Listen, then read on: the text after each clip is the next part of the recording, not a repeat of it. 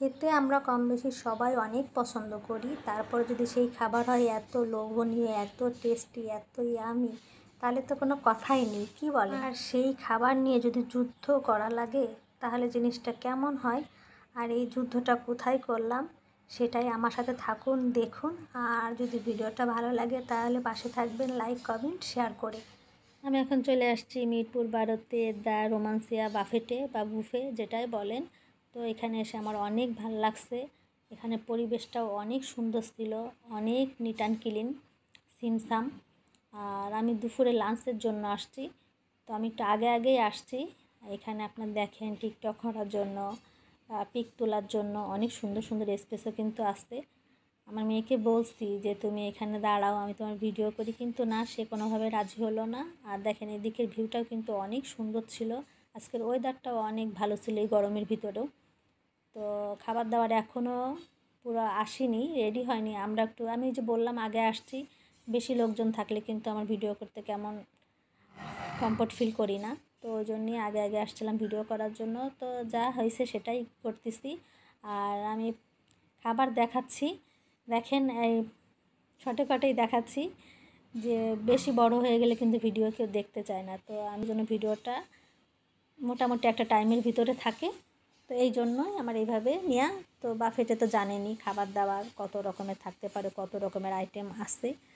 তো এখানে স্যুপের আইটেম ছিল অনেকগুলা। আর আমার বর স্যুপ খেতে অনেক পছন্দ করে।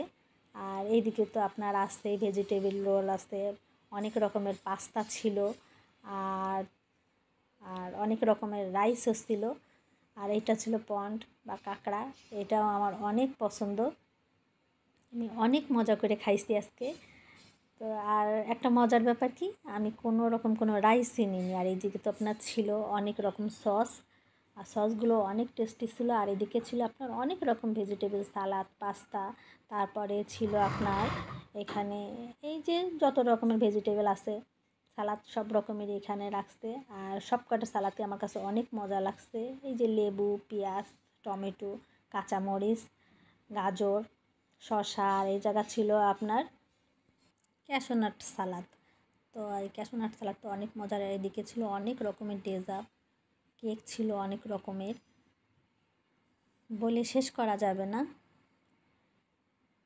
তো দেখতেই পারতেছেন পুডিং ছিল, এই যে।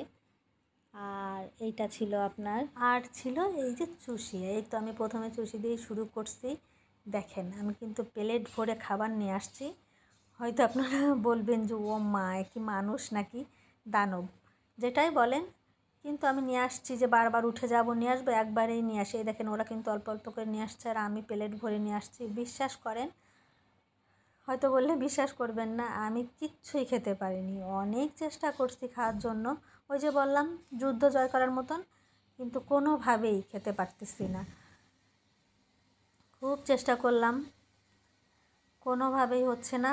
ওই টুকটাক নাড়াচাড়া করছি। আর এই সালাডটা নিছি যে খাবো মনে হয়, তো তাও অল্প অল্প করে নিছি, আর এগুলো সব ব্যাক করছি। তো আমার তো ভয়ই লাগতেছিলো যে ওয়েটার আমারে না বকা দেয় যে এইভাবে এত খাবার নিয়ে আসতেছে আর নষ্ট করতেছি। তো ভাগ্যিস কিছু বলেনি।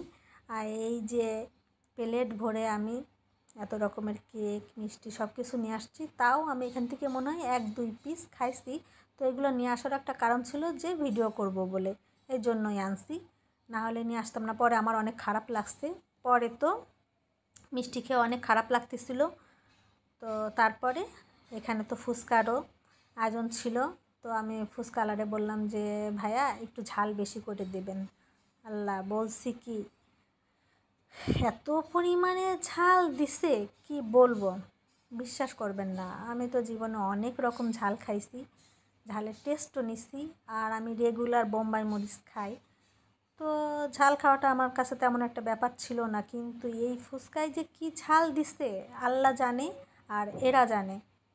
আমি তো খেয়ে একদম নাজেহাল অবস্থা, মুড়ি বাঁচি অবস্থা, এমন অবস্থা হয়েছে আমার। আমি ভাবতেও পারিনি যে এত পরিমাণে ঝাল হবে। তারপর মেয়ে যে স্যুপ নিয়ে এসে দিছে যে আম্মু স্যুপ খাও, হয়তো ভালো লাগবে। তো স্যুপ খেয়েও অতটি হলো না। তারপর আবার কফি নিয়ে আসছি, কফি খেলাম, তাও ভাল লাগতেছে না।